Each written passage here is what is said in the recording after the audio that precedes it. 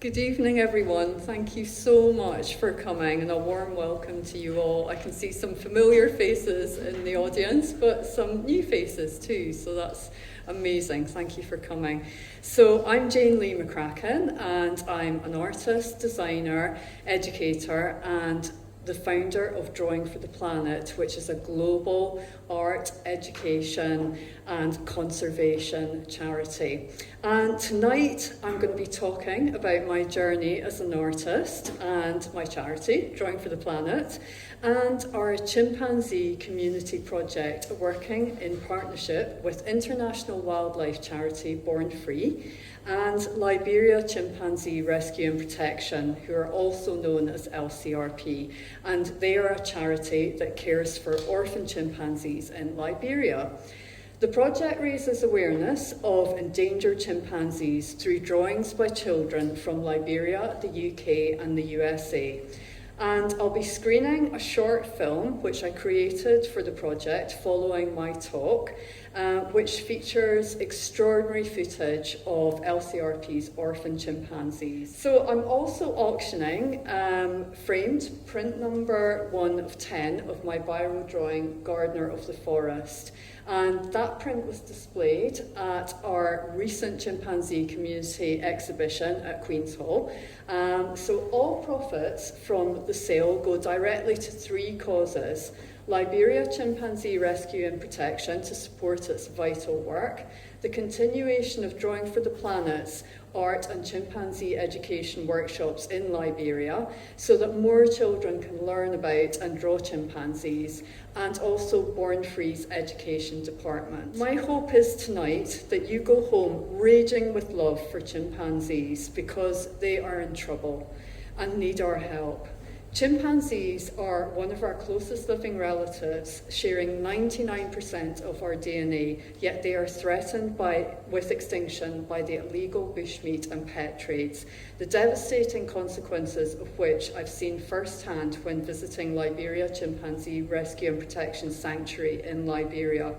I hope this event opens your hearts to embracing and cherishing our precious cousins.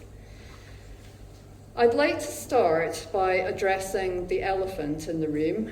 I did invade from Scotland, but I have settled peacefully and married a local. He's known to me as Rob the Rock, as he has tirelessly supported my environmental education and drawing projects since 2012. Thank you, Rob.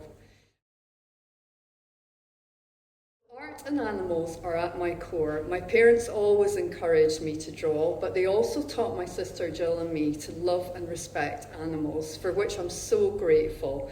After all, animals don't need us, the most destructive species on Earth, but we humans need wildlife and biodiversity to provide us with the air that we breathe, the water that we drink, and the food that we eat. It's 1976, I'm 8 years old.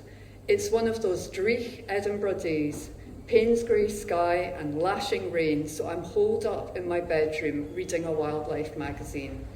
As I turn the pages embellished with astonishing images of magical species, I spot a beautiful Caspian tiger in a cage. I read the words with disbelief. The Caspian tiger has been declared extinct. Tears roll down my cheeks. How could such a magnificent animal go extinct? How could adults let this happen? The tiger is called Soraya. She died in 1960 as the last known Caspian tiger in captivity. Soraya is one of the reasons I'm standing here today, a promise to my 8-year-old self to do whatever I could to help protect wildlife in the wild where it belongs. My wish for a white dog was granted in 2007 when Lily, a Northern Inuit and the most beautiful creature I've ever seen, entered our lives. Lily, another gift, this time from Rob, became my muse, and I made many drawings of her. Rob, fortunately, didn't read the small print about Northern Inuits. They suffer from acute separation anxiety, and she could never be left on her own. Lily was the love of our lives. Her mask faded, and she transformed into a swan. I think you'll agree. Pure white except for a black saddle on her back. Her favourite film was Mike Hodge's 1971 gangster thriller, Get Carter, set in the Northeast. Lily gave us the greatest joy, howling and chatting incessantly to us throughout her life. She was so desperate for our company, she taught herself to let herself back in from the back garden, open the door, and she would pop in from the back garden. So I wrote a book about Lily titled Lily, an Artist's Muse and an Extremely Rough Guide to the Northern Inuit after she passed away 4 years ago. If there's any book publishers in the room, can we have a wee chat afterwards, please? I'm desperate to get it published. I created Sweet and Revenge Biro drawing diptych in admiration of grey wolves for my series in homage to the last great carnivores of Eurasia. The drawings explore the close family relationships shared by wolves through a tale of love, loyalty and loss between the white wolf in Sweet and its black mate depicted in Revenge. During a trip to Romania, walking along a road in the Carpathians, in the footsteps of the writer Patrick Leigh Fermor and his bejeweled prose in the book Between the Woods and the Water, Rob and I saw a phalanx of storks grazing in a field. I was missing Lily terribly, and the stork's wings reminded me of her. She and they inspired Sweet. The journey to establishing my art practice was arduous. In 1990, I graduated from Humberside University with a degree in graphic design and a career in freelance illustration with the BBC amongst my clients. But increasingly, I became frustrated at the inability to express myself through my art. After a promising interview with Faber and Faber, I lost my portfolio on the tube. Although devastating, it was the catalyst for establishing my art practice. There's always a silver lining. So moving to London, I got a job as a park keeper for Camden Council to fund my art practice. A post that came with many hazards, removing intoxicated people from parks and picking up addicts' needles from the flower beds in King's Cross Park. I loved London, its history, its extensive soul. I saw it as a living, breathing entity. My next job was at the beating heart of London, a guard emergency tube driver on the Northern Line. Not blessed with a scientific mind, learning how the electrics of 1959 and 72 stock trains worked and how to fix the trains if they broke down was a battle of colossal magnitude. Guards are situated in the back carriage with a thin metal bar separating them from the scrutinising passengers. A guard's duties involved opening and closing the train doors, using an ancient panel on the carriage wall, and standing at the open guard's door to observe the platform as the train accelerated out of the station. But we were also trained drivers in case the driver became incapacitated. I loved driving these clattering silver beasts through the dark, brake-dusted tunnels to bask in the yellow light of the stations until the guards rang the bell, signalling the doors were closed, and then depressing the master controller to rattle back into the black hole. I sound like a train geek, don't I? Anyone else know that feeling of wondering what is going to happen at work today? I'm sure some of you will know that feeling. Well, the job was a cornucopia of human behaviour. Some delightful, like in-depth conversations with passengers about the classics and modern classics. Some ugly and dangerous, including abuse, assault, and nearly being pulled from the open guard's door by a passenger on the platform as the train approached the tunnel at speed. But I loved the job, the people, the tube language spoken by all train crews, and being a cog in the wheel of London. It was inspirational.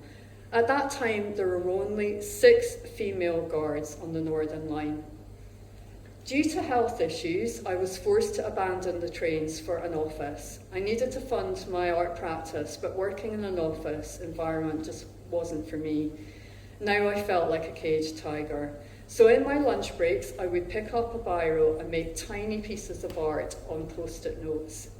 In 2003, I left London and moved to Northumberland, where my parents lived, to become a full-time artist and explore through my art my incomprehension for human destructiveness and its impact on humans, non-humans, and the environment.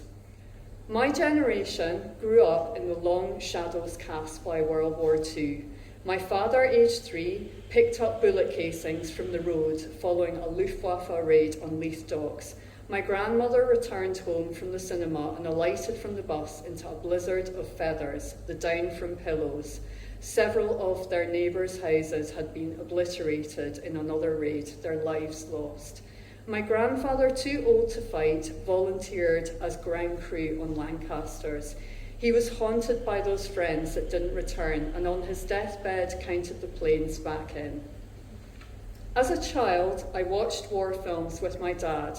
My passion for films and documentaries, including war documentaries, has played an integral role as inspiration to my work and biro drawings. Why biro? Biro is an unforgiving medium. It cannot be erased. But this encourages your brain to retreat to the realms of deep concentration, and I find that in turn, my mind is transported to distant lands and times in history. I also enjoy the challenge. Research for my work takes several weeks, and my drawings often take months to complete. I began making biro drawings that explored the theme of loss generated by human destruction and experienced by both humans and animals. The aim of my work is to create memorials of lives lived, both human and animal, and ways of life and environments lost. Russian doll drawing is from my series Tales from the East and is a representation of the iconic Russian doll, or Matryoshka. It was inspired by a Russian doll from my collection of objects, which features a hand-painted image of Ivan Shishkin's 1889 painting, Morning in a Pine Forest. The drawing also includes imagery of Red Army soldiers fighting in Stalingrad and a self-portrait. It was created as a memorial to female victims of violence during conflict, a weapon of war still used today. In 2011 and 2013, I was invited to hold solo exhibitions of my Woodcutter's Cottage installation at the Customs House Gallery in South Shields and the Mercer Art Gallery in Harrogate. The installation melded the themes of loss, fairy tales, and the tragedy of war. Tales from the East drawings were displayed alongside objects I made, including Red Riding Hood's cloak, the British moth throw, and the wolf's house. These objects belong to the woodcutter, an avatar who sits in his cottage somewhere in the forests of Europe, contemplating the destruction surrounding him. The Wolf's House is a mixed media sculpture decorated with biro drawings on the roof and the walls. The description reads, "Winter, somewhere in Eastern Europe during World War II, the Wolf's House stands isolated in no man's land. Engulfed by a fierce blizzard, a battle between enemy soldiers is being waged on the doorstep, with the occupants besieged. Mrs. Wolf throws open the stable door and watches the carnage unfold. Mr. Wolf sits by the window awaiting his destiny. Propaganda posters pinned to the wall behind him flutter in the icy breeze, breathing its chill around the cottage, as creatures of the forest, seeking sanctuary from the conflict, play innocently at his feet. The chimes of the cuckoo clock are drowned by a cacophony of gunfire as the soldiers fight on through the snow." This sculpture contemplates the conscious brutality of man as opposed to the instinctive nature of animals. Inspired by cuckoo clocks, our iconography in this piece suggests waiting for fate to take its course at the mercy of man. Also on display were drawings and fine English china from my In Homage to the Last Great Carnivores of Eurasia series, which integrates my passion for wildlife and distress at the biodiversity crisis, alongside the theme of loss. Shh, It's a Tiger, biro drawing, explores the historic events that led to the decimation of the endangered Amur tiger populations by both the Red and White armies based in Vladivostok during the Russian Revolution. In the early 1900s, there were over 100,000 wild tigers, with all 9 subspecies roaming their habitats. 3 subspecies are now extinct: the Bali, the Javan, and the Caspian tigers. Today, the global population of wild tigers is estimated at 5,660 individuals. This includes all 6 remaining subspecies: the Amur or Siberian, Malayan, Bengal, Sumatran, South China, and Indo-Chinese tigers. The tiger in the birdcage at the centre of the drawing represents that there are more tigers in captivity than there are in the wild. It is estimated that around 10,000 tigers are imprisoned in the USA alone. World War II ironically saved the remaining 40 Amur tigers from extinction. With most men drafted to fight in the Russian army, hunting ceased, and the Amur tiger population began to recover. It's believed there are around 500 Amur tigers in the wild today, but speaking to an eminent tiger conservationist recently, they stated that it's more likely there are less than 300. Drawing for the Planet's partner organisation, Born Free, opposes captive breeding of tigers for these reasons. Inbreeding, hybridisation, and genetic bottlenecks have been confirmed by science and recognised by the zoo industry for decades. Yet zoos continue to breed animals for display, knowing that they serve little or no purpose as an insurance population. Like other animals in zoos, big cats are rarely released into the wild as part of genuine conservation reintroductions. They are simply forced to breed generation after generation for paying visitors to observe in captivity in order to generate profits. The breeding of tigers in captivity is not a recognised conservation action by the IUCN. There is no clear conservation benefit to holding these majestic animals captive. It was during both these exhibitions that I was given the opportunity to deliver Biro drawing workshops to children and adults. Since 2012, I've worked with thousands of people across the globe to raise awareness of vulnerable wildlife through their drawings. In 2014, while making drawings to raise funds for various conservation organisations, including this drawing, Butterfly Lover, for Save Wild Tigers, I had an idea. Drawing for endangered species, environmental education, and Biro drawing workshops. I contacted Born Free to tell them that I was raising funds for their organisation through schools and public workshops. Our partnership of 11 years began, and I have worked with Born Free's Head of Education, Laura Eastwood, on various projects ever since. I am forever grateful to Born Free's co-founders, Virginia McKenna and Will Travers, and Laura, for their tireless support. In 2018, 2 inspirational teachers, Christine Egan-Fowler, artist teacher at Newcastle's Royal Grammar School. Christine is with us tonight. Thank you for coming. Thank you for being such an inspiration as well. And our other friend, Linda Peacock, art lead at Jarrow Cross Primary School, both of whom I'd worked with for several years delivering workshops at their schools, thankfully, thank you, encouraged me to hold an exhibition of children's drawings. I created the Where Did All the Animals Go project in partnership with Born Free. The project raises awareness of global wildlife and the biodiversity crisis through the drawings of a generation of young artists. I worked with 500 local children and adults from the local community and held an exhibition at the Salt Foundation Gallery in Gateshead. But I wanted to give children across the world the opportunity to learn about and draw local wildlife too. So I approached the Great North Museum, Hancock. From 2019 to 2021, I led the Where Did All the Animals Go project in partnership with Born Free Kenya, Iwo Krama International Centre in Guyana, and Sarawak Forestry Corporation in Malaysia. I set up international teams of conservationists, artists and educators to deliver my drawing and environmental education workshops. The Guyana connection came courtesy of my cousin, Dr. Kirsten Rogers, a UK dentist, who had been on a humanitarian mission to Guyana, where she became great friends with local Mayor Wanika Arundel. Indigenous children from the Iwokrama rainforest participated. Many of them had never drawn before and didn't know that species like jaguar and harpy eagle are threatened with extinction. The exhibition features drawings by 700 children from 5 continents. It also features 2 large format prints of my drawings, including Butterfly Lover.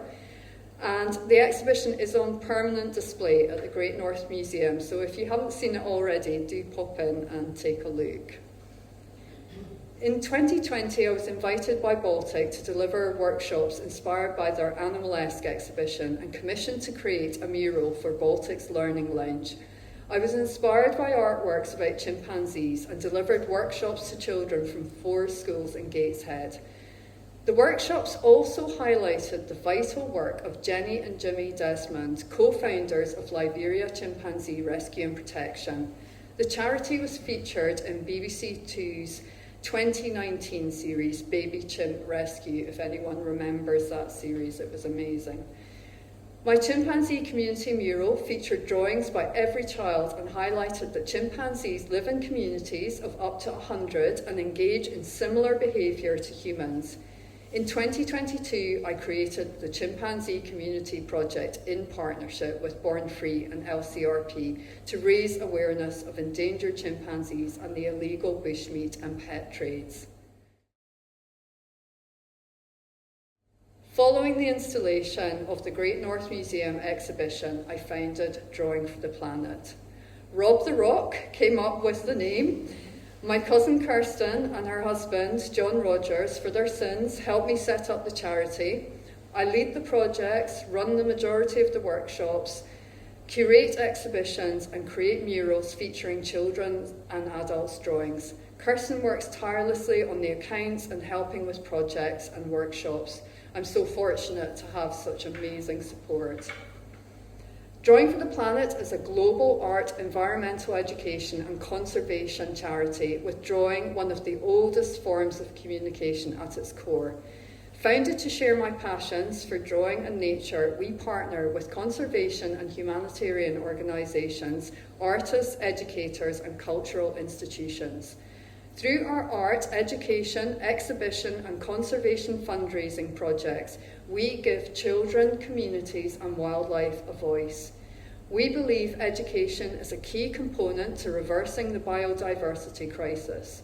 We promote drawing as a therapeutic tool for mental well-being. Drawing for the Planet believes it's every person's right to access environmental education and the arts. We actively encourage individual and collective responsibility for the protection of wildlife through our projects. We also encourage participants to keep drawing.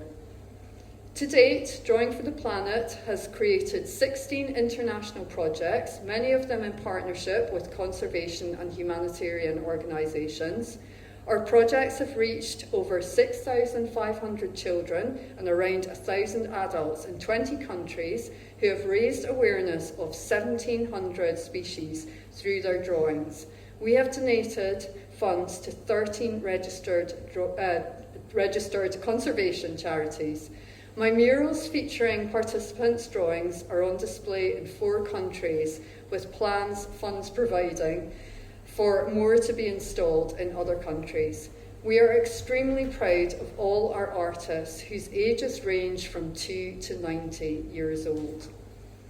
Our projects for medical relief charity Global First Responders missions to impoverished international communities provide children with the opportunity to draw local wildlife while they wait for medical treatment. Many of the children we work with have never drawn before or never received an art class. Many of them live difficult lives, and drawing gives them the opportunity for their minds to escape for a short time. Every one of them has created an astonishing drawing of a species that lives locally to them. Last year, our New York Wildlife Project, working with children from the Bronx to raise awareness of urban and rural wildlife in New York, reached Times Square. My video featuring the children's drawings was screened on NASDAQ Tower during Climate Week New York, and we are exceptionally proud that we achieved this. We are currently raising funds for the Tigers Forest project. The project, in partnership with Born Free, Bombay Natural History Society, Wildlife SOS, and Singapore Wildcat Action Group, raises awareness of tigers and other species from their landscapes. It also raises funds for tiger conservation organisations in India.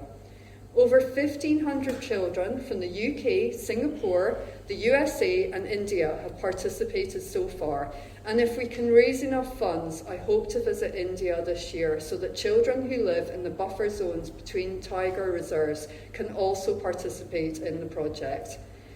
In the future, we hope to bring the project to children in other tiger-inhabited countries. Over 500 children have participated in our Chimpanzee Community project in partnership with Born Free and Liberia Chimpanzee Rescue and Protection, including children from Belsay and Pontyland primary schools.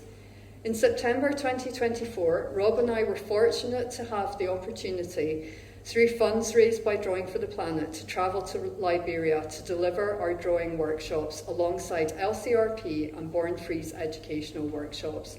I met my heroes, Jenny and Jimmy Desmond, whose inspirational company lit up our lives.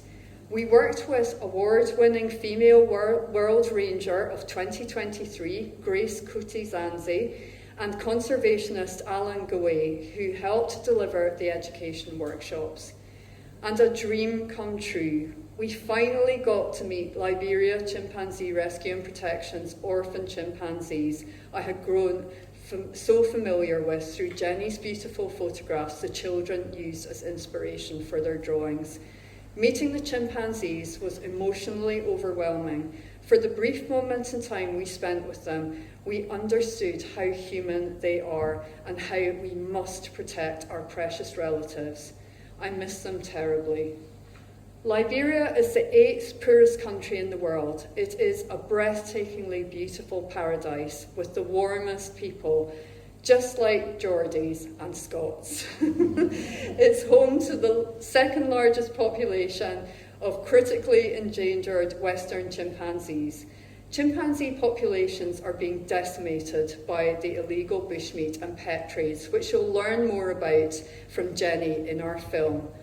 Following my return from Liberia, I curated the Chimpanzee Community exhibition at Queen's Hall, which took place in November last year, and displayed the Liberian children's drawings alongside drawings by children from the UK and the USA, as well as this print of my drawing, Gardener of the Forest, and Jenny's astonishing photographs of orphan chimpanzees.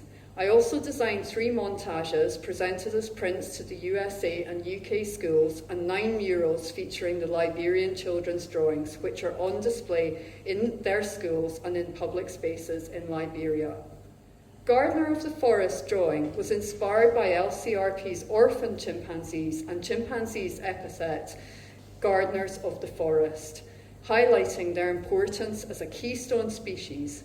Woven through the chimpanzee's fur are layers of plants and trees native to Liberia, as well as other Liberian animal species, many threatened with extinction, that depend on the pivotal role of chimpanzees in maintaining forests. Max, the infant chimpanzee cradled in Jack's palm, reaches out to touch a swallowtail butterfly in a gesture that symbolises hope for the preservation of chimpanzees and their forest habitat through LCRP's vital work. Also included is a portrait of Princess, beloved dog of Jenny and Jimmy and friend to the sanctuary's orphan chimpanzees. We are thrilled to screen the project film tonight after our break, which features heartwarming footage of LCRP's orphan chimpanzees, as well as a video created by Jenny for the UK and the USA children's workshops. Before screening the film, I would like to remind you again that chimpanzees are one of our closest living relatives. Chimpanzees belong in the wild, in their own communities, living their lives according to their needs in freedom. Chimpanzees should never be incarcerated in zoos. Imprisonment causes them stress, depression, and premature death. Chimpanzees should never be kept as pets. Here's a quote from Jenny, which I asked her to write for you tonight regarding pet chimpanzees. Every time we see a chimpanzee being kept as a pet or being used for entertainment, we must remember that that individual was kidnapped from their parents as an infant for this purpose. The mother was either killed, if from the wild, or these babies come from adult chimpanzees being used as breeders to supply the pet trade and entertainment industry. Chimpanzee babies are exactly like human babies. They stay with their mothers for several years, sleeping with and nursing until the age of 4 or 5, and are physically attached to their mothers for the first few years. We cannot possibly give this same life to a chimpanzee in a human world, meaning these individuals are neglected and lonely regardless of how much effort is put into their care. When left behind, a chimpanzee will cry and scream and rush to be carried along, so they end up in cages or tied up in almost all cases. They eventually give up trying to be included or held, and often go into a deep depression. At the age of only 1 and 2, chimpanzees can climb and begin to get into everything, again leading them to be caged or restricted. At the age of 4, 5, and 6, the abilities and strength of a chimpanzee are very high level, and the lack of socialization with other chimpanzees and forced life in captivity leads to damage, chaos, conflict, and sometimes injuries to them or their human captors. Every chimpanzee who is kept as a pet or for entertainment will be traumatized on some level, having been taken from parents and kept in an inadequate environment intentionally or otherwise. They simply cannot thrive in human care without other chimpanzees. Their behavior cannot adapt to a human-centered world. Their complex physical and social needs cannot be met. As adults, chimpanzees who have had this traumatic history and inadequate environment will almost always become angry or reactive. And as adults, their strength is immense and uncontrollable. Again, they will be caged or chained. They can be extremely dangerous when kept in these conditions, and there is no way to address this once they have reached adulthood. It is already too late. The lucky ones get to overpopulated and underfunded sanctuaries where they can finally live again with other chimpanzees, and sometimes in a semi-natural setting. Those who are not so fortunate are caged in isolation for their lifetimes, or euthanized when they are no longer cute, fun, or useful. They cannot be returned to the wild. Jenny's poignant words highlight that every chimpanzee we see in a film or dressed up in human clothing in social media posts is a tortured soul experiencing untold mental and physical suffering. Liberia Chimpanzee Rescue and Protection's orphan chimpanzees are in its sanctuary as a consequence of their mothers and other family members being killed for the illegal pet trade or to be eaten, not just by local people, but for the global demand for bushmeat, where body parts are also used in traditional medicine and as fetishes and curios. Each of these orphans, as a baby, was ripped from their dead mothers' bodies. In the film, you will see Jenny and the sanctuary caregivers handling the chimpanzees. This is a necessity, as without their mothers and family members, baby chimpanzees need the surrogate care of specially trained humans to survive to adulthood. Liberia Chimpanzee Rescue and Protection's chimpanzees can never be released back to the wild, as they will be killed for bushmeat. But through the charity's imperative work, over 100 orphan chimpanzees are thriving in its forest sanctuary. Our Chimpanzee Community project and this drawing, Gardener of the Forest, is helping to raise funds for LCRP, Born Free, and to help provide Liberian children with the opportunity of chimpanzee education and art. Hopefully long term, this project will contribute to ending the bushmeat and pet trades that are propelling our cousins towards extinction.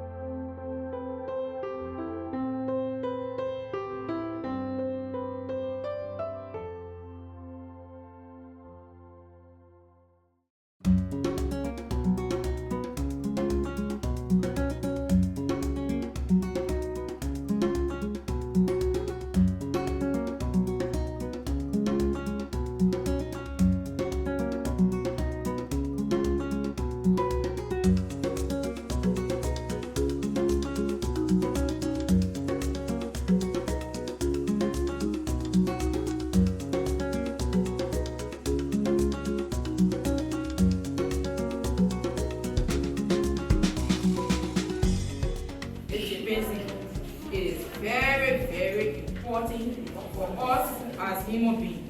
And was the fight important? Yes.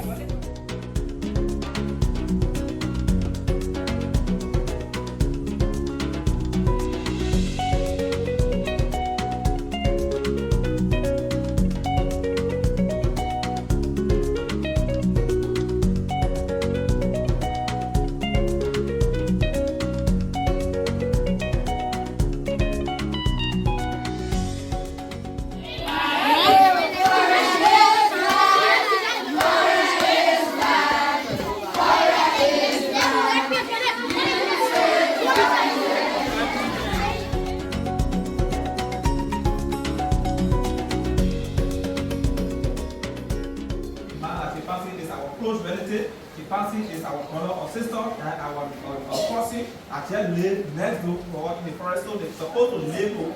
They're supposed to live in the forest. They're not supposed to live in the town. Do you hear it? Yes. What did I say? The chimpanzees are supposed to live in the forest. Not in a Town. right? I must get a picture for your school.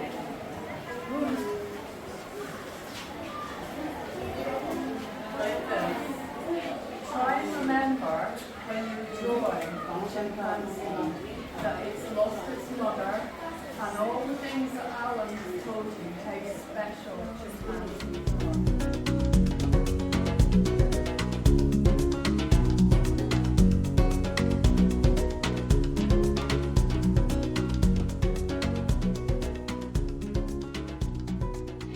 Jane is an artist. Do you know what an artist is? Anyone?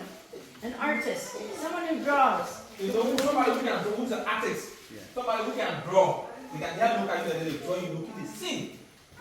So she's an artist. Oh, yeah. And she came very far to help us do our own drawing of the chimpanzee.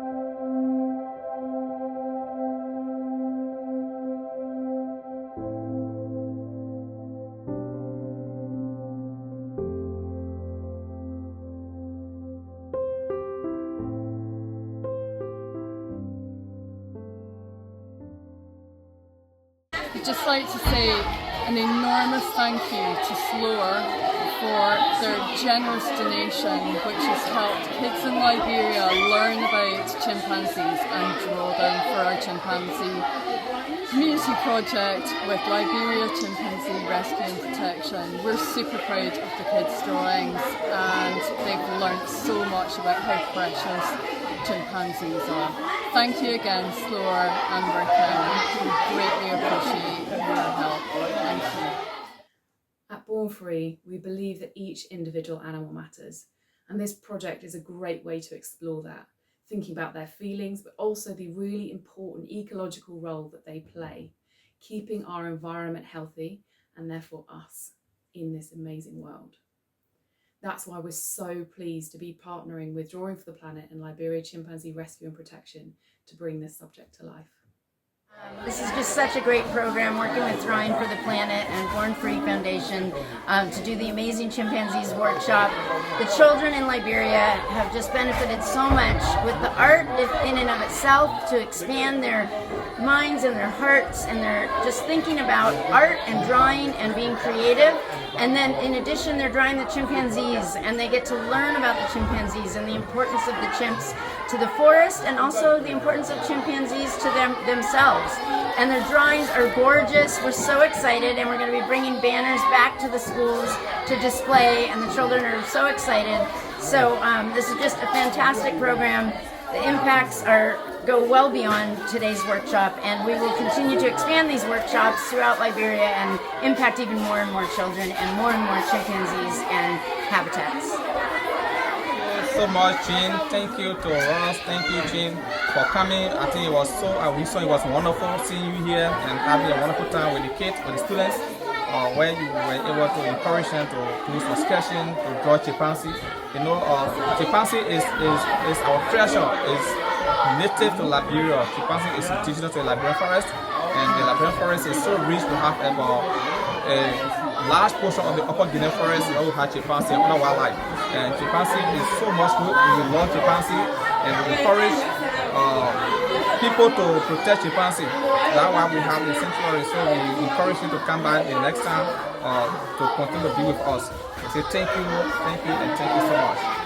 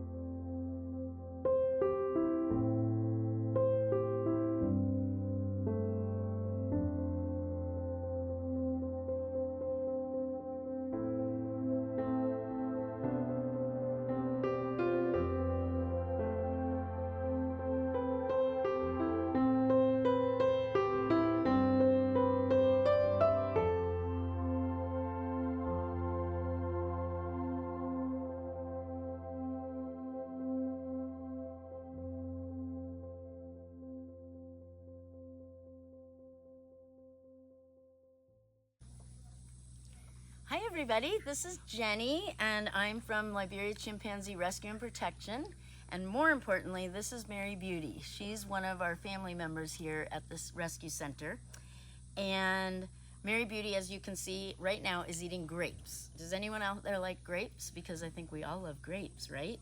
Mary Beauty's favorite foods are grapes, mangoes, all kinds of fruits and vegetables, nuts and seeds. She eats a lot of the same things we love to eat ourselves.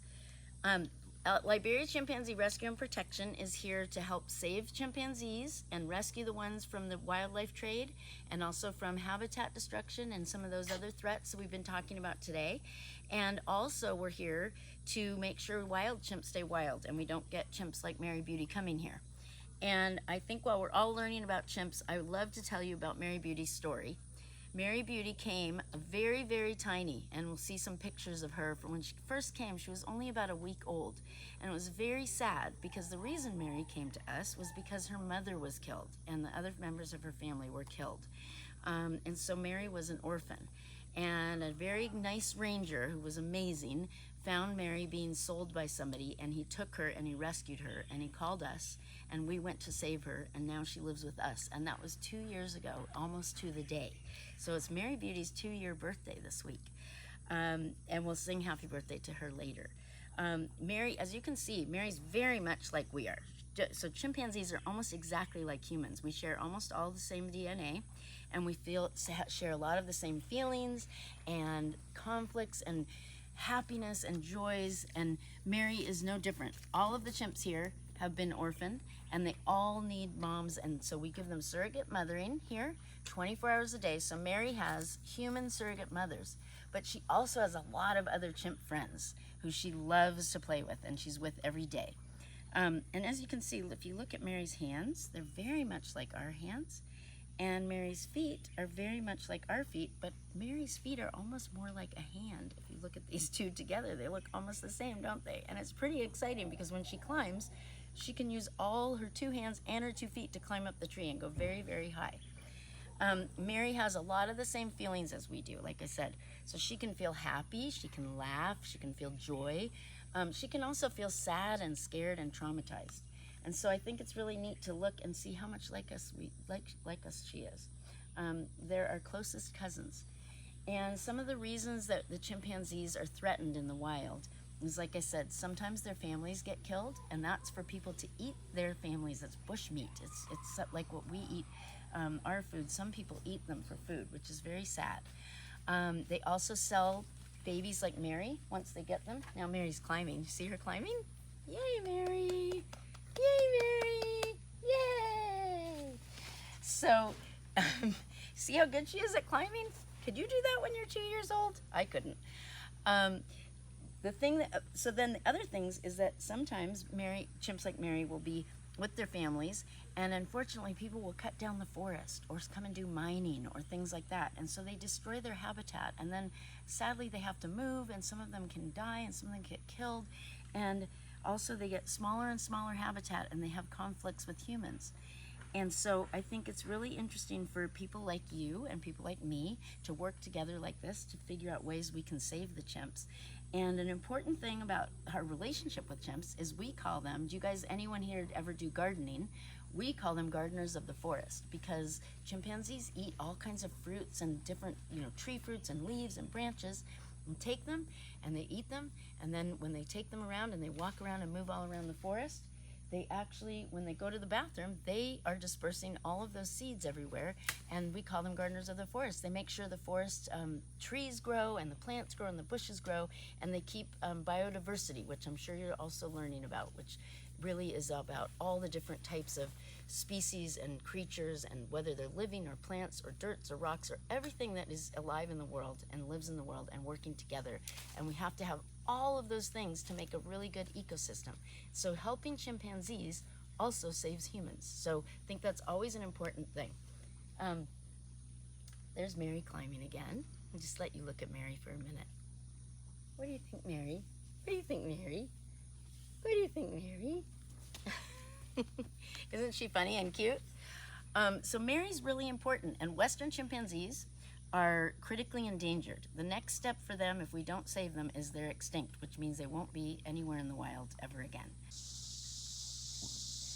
So Liberia is also very important for Western chimpanzees because we have the second largest population of that species, and that subspecies, and we also have the largest remaining habitat that's intact for the species. So Liberia is a very important place, and all of West Africa is very important for Western chimpanzees. So it's important. I know you guys are working really hard with us to help chimps and to help wildlife. And the other last thing I want to say about chimps, about not just being gardeners of the forest, but chimps are what we call like a flagship species or a keystone species. If we save chimps, because we're saving them and we're saving their habitat, we save all the other animals who live in the forest with them and in their habitats. And ultimately, we save humans, because if we save our forests and our wild spaces and we protect biodiversity, it allows humans and the whole human populations to stay alive forever and ever, and we can all live together peacefully and coexist. And I think the ways that you can really help is, of course, supporting chimps like Mary, and we do like a fun little adoption things, but more importantly, just tell your friends all about chimps and how important they are, and tell your friends about how important the forest is and how important all the species in the forest are, and tell your friends about how much humans are like chimps, and also how much humans depend on chimps and other wildlife and other habitats and the forest to live, for us to be healthy and to be happy. And I just want to tell you one more thing. We have over 87 chimps here. We've rescued many. Those are all rescued chimps.